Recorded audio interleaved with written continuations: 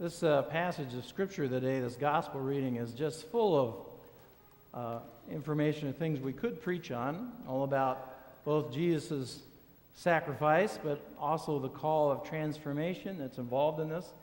But the part this morning that I found myself drawn to was actually the end of it, which is 31. Now is the judgment of this world. Now the ruler of this world will be driven out. And when I am lifted up from the earth, I will draw all people to myself. Now that first part about the ruler of this world, people often try to spiritualize that and say that's talking about the devil. And you certainly could go with that, but it doesn't change what I want to say, because if indeed the devil is the ruler of the world, it talks about the ways we run the world as something to be challenged. And so Jesus is saying here that the ways we normally do things, that the way the world has taught us to do things, are pushed away through his sacrifice on the cross in order that we might be drawn to doing it his way, God's way, the way of righteousness.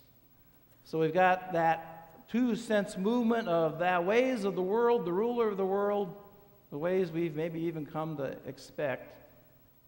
And instead, Jesus' sacrifice and confrontation to that way of doing things raises him up on the cross to his death, but that is intended as a way to draw us to follow the same path, to see and follow the way that Jesus has told us to live our lives, to let go of those things that stop us.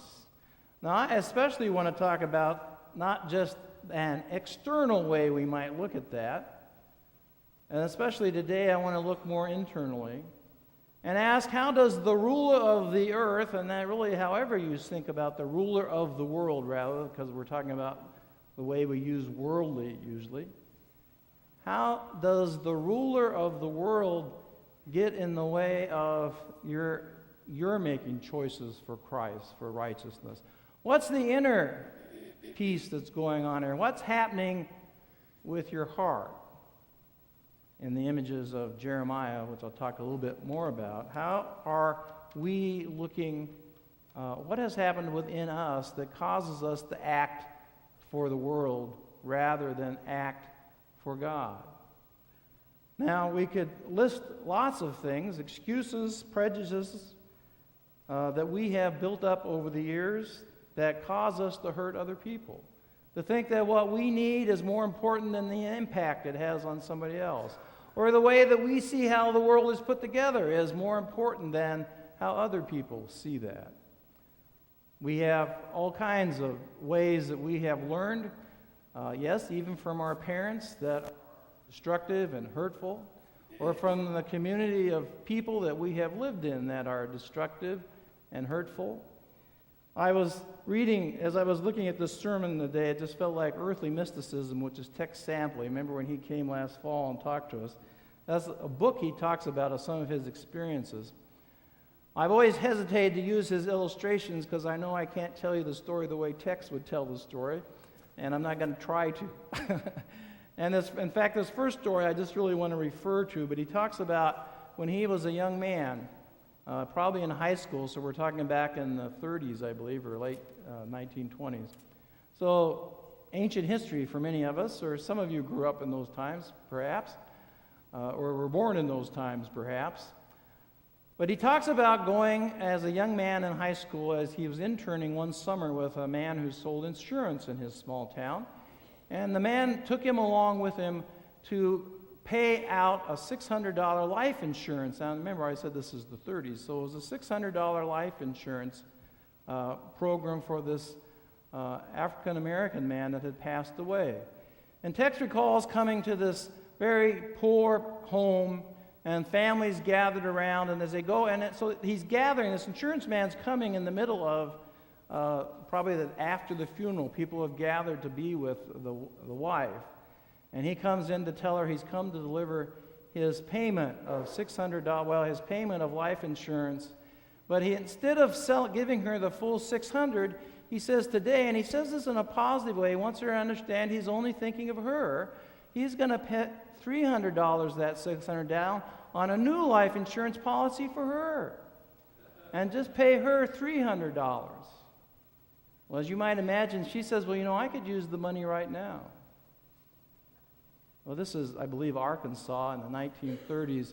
And ultimately, the story is he convinces her, or maybe he just doesn't give her any choice, that the $300, imagine how her husband, if her husband had refused him when he sold him this life insurance, she wouldn't be having anything. So ultimately, he convinces her to sign the paper to give away half of her $300 or $600, so she gets $300 and it goes away. And Tex says he sat through that whole thing just squirming and feeling bad about not saying anything. And when they got back in the car, he said that was wrong. He said, no, she doesn't know any better, and she wouldn't be able to use that money well anyway. And Tex said, I think she knew very well how to use her money because she didn't have much of it. And Tex Sample tells this story. His title in his book of that story is Evil. The ways that we rationalize, decide that we can do harm to others for reasons that are our own. Those are the kind of internal barriers, but some of those are even more striking than that. They're more deep than that. John, in verse 32, Jesus says, I draw you to myself. I draw you to live the way I have. Jeremiah says it is called to write the covenant on our hearts. And I've always loved that passage of Scripture, that idea that we begin in changing our lives and changing the world. We have to start by changing our hearts, shifting how we think about, so that God is now no longer there giving us rules to live by as some kind of overarching father figure, but as one who comes and lives in the very midst of who we are, so that we just do the things of God because we're living so close in God's presence. An interchange of heart. But we have to sometimes break down old barriers. Our altar thing this morning, this altar thing this morning is the piece of the Scripture a little earlier about the seed that has to be planted. The seed that has to break down and stop being a seed. Now those are the kind of, and it's a hard shell, so it takes something to break that loose. And it's like that with the models and prejudices and preconceptions that we've developed over the years. Has to be broken in order for new growth to come, for something new to develop.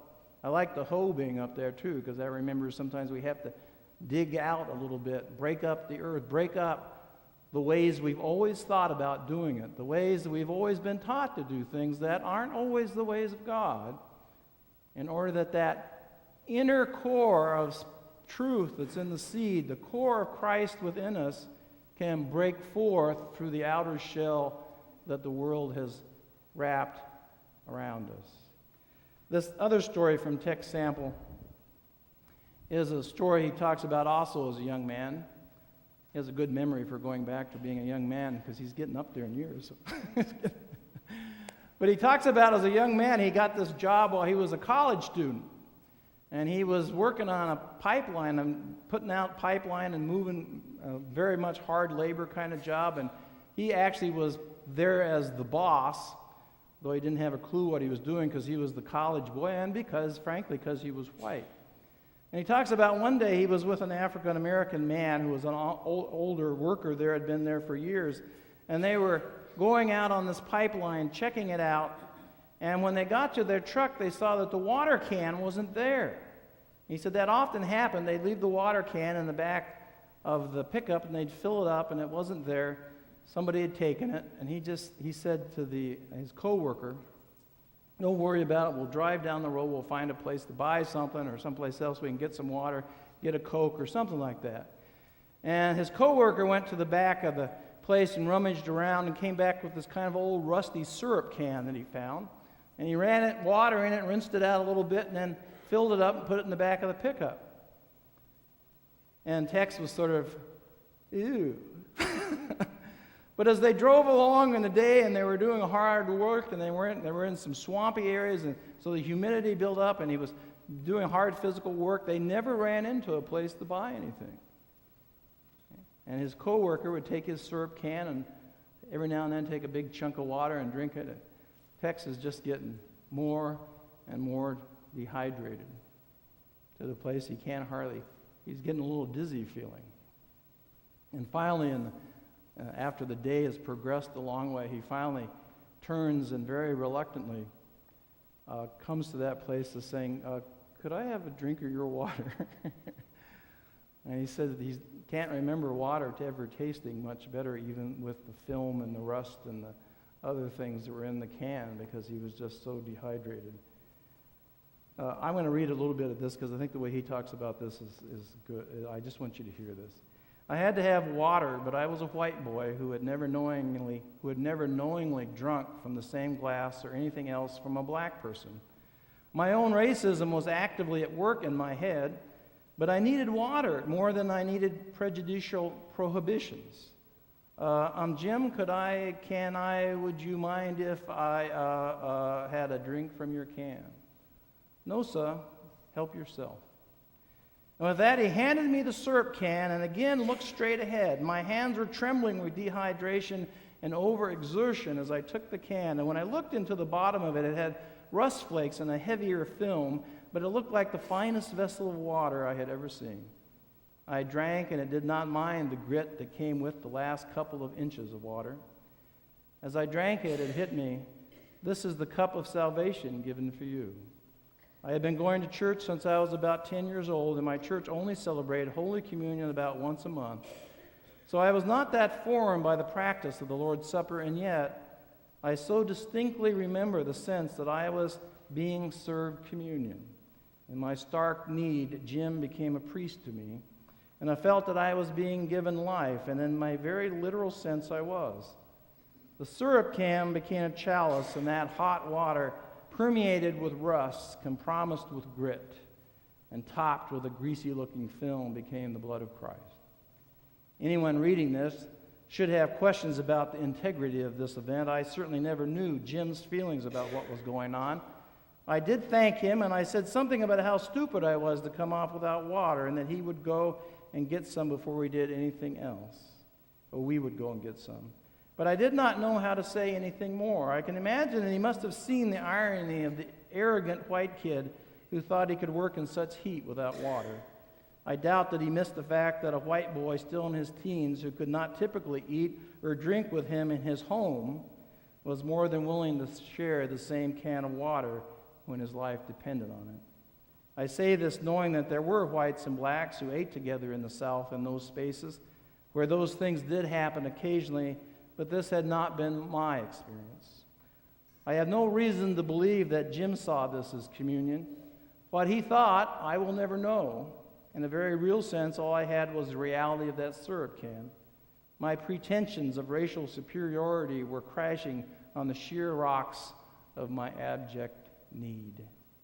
This syrup can become more important than skin color, socialization, and segregation. To be sure, there were walls of separation between us. He had his education in the hard knocks of race and class, and mine came in a good high school with resources. We lived in a segregated world where he knew stifling oppression, and I, though not the offspring of an affluent family, knew privilege he would never know. As closely as we worked together, sometimes body to body, pulling on that cheater bar with all our strength, we labored nevertheless in a world of walls. And at the end of the day, we went to radically different homes and radically different lives. And if I were someone else reading this, I would likely not believe what I say next, but in my mind, I knew that this syrup can stood on top of those walls and called them into questions. I certainly could not say then what the Eucharist later came to be for me, but there was something about the reality of that shared syrup can that shifted my sensibilities. It was more than an attitude adjustment. A connection between the Lord's Supper and racial walls of separation was clear to me. It would take me some time to learn to say that better, but Robert Frost said that there is something that does not love a wall. It is syrup. It is a syrup can chalice. I drove the truck back through the gap, and we sped 10 miles to a store we knew. We got plenty of water, and under a tree outside the store, we broke bread together. There are many barriers that we have put in our hearts, attitudes, understandings of the way the world is put together. And God calls us to see those anew, to be transformed. And the call is not so much to sacrifice, but to transformation.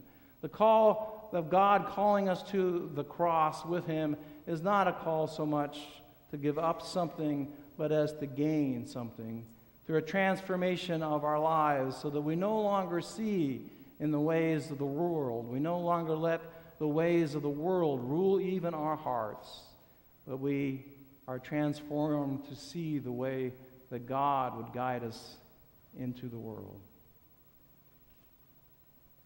We are always called to seek to build in the heart the way of God and to respond to that calling through Christ. Amen.